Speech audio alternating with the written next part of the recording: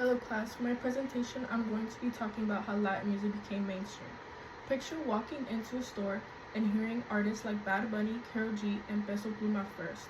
20 years ago, this would have been extremely rare. Latin music wasn't playing in mainstream spaces. It wasn't being featured on the radio or social media because it wasn't even available to help artists spread their music. Latin music became mainstream through cultural crossover, digital platforms, and a new generation embracing global audiences. For my speech today, I'm going to be talking about the early foundations of the Latin music, digital era breakthrough, and modern artists and cultural influence. Before platforms like TikTok and Spotify existed, Latin artists relied solely on traditional media and radio play, TV performances, award shows to get noticed internationally. In the late 90s and early 2000s, a few pioneering artists began breaking down barriers. This area planted seeds for Latin's music global rise. But although these artists opened doors, there were still limitations to how far this music could spread without digital access. In the late 90s and early 2000s, artists like Ricky Martin, Shakira, and Daddy Yankee were seen to be releasing music. Seeing now that Ricky Martin's 1999 Grammy performance shifted our view on Latin music, they called it a Latin explosion. Seen all worldwide on TV platforms everywhere, people started to become interested in what Latin music was. With artists like Shakira as well, who had a blend of pop and rock with Latin rhythms, we see a song called Whenever, Wherever, which went viral as well. Daddy Yankee introduced us to reggaeton and dance tracks that made a broader appeal to everyone worldwide. Now let's move on to the era that completely transformed everything, the digital revolution. The rise of platforms like TikTok, YouTube, Spotify, and SoundCloud. We now see viral dance music challenges or more releases and more broader spaces for us to release music. Platforms like TikTok have been one of the biggest forces behind Latin music's popularity. Short videos, dance challenges, and viral trends have allowed songs to explode overnight. Music that once stayed local can now be reached in audiences of every continent in seconds. YouTube and streaming services are also a global access across languages.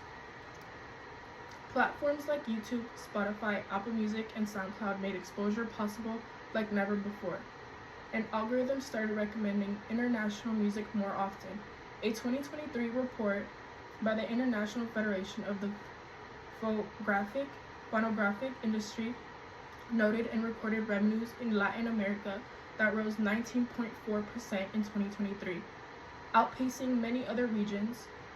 Streaming was a key driver, accounting for about 86.3% of that region's revenue. With the help of digital platforms, Latin music wasn't just popular, it became accessible, universal, and influential. 2010 artists and hits, bilingual songs like Shakira's Waka Waka, which then became the 2010 song for the World Cup of soccer. With this, new artists could now go viral worldwide. Bad Bunny is one of the biggest examples with the songs like Titi Me Preguntó and La Canción. He created viral trends and dominated global charts, which he has now won about 12 Latin Grammys and 3 American Grammys, and has appeared on the Billboard 100 more than 100 times, which is record-breaking. Then there's Peso Pluma, who introduced the world to corridos tumbados, a modern twist on traditional Mexican corridos.